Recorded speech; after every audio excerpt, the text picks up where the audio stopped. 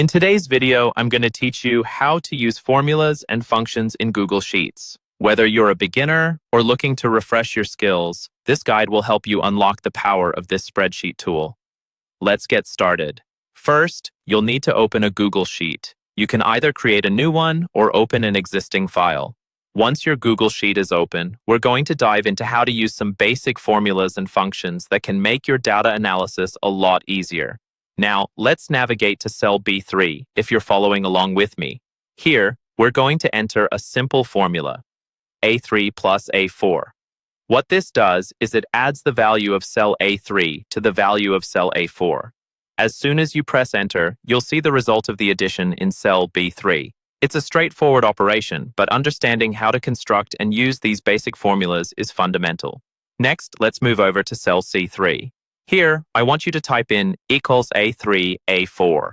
This formula subtracts the value in A4 from the value in A3. So by using the subtraction formula, you'll instantly get the difference between these two cells right in cell C3. It's a great way to immediately see differences or changes between data points.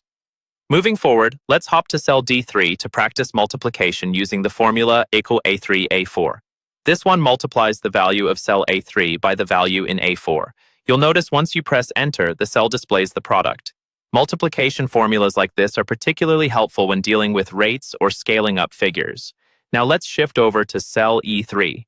This time we'll use the division formula, equals A3, A4. This one takes whatever number is in A3 and divides it by the number in A4, giving you a quotient in cell E3. Remember, with division, make sure the divisor isn't 0, as that would give an error, since division by 0 is undefined. While we're in cell E3, let's replace that with a sum formula, sum A3, A4. This is slightly different from what we've done, as it uses a function to calculate the total of a range of cells. Sum is a powerful function when you have a lot of data points. Next, navigate to cell F3. Here, enter the formula average, A3, A4.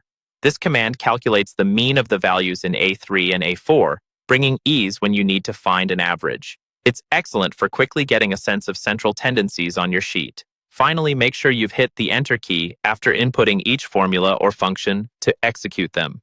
Hitting enter tells Google Sheets to process your input and display the result. And there you go.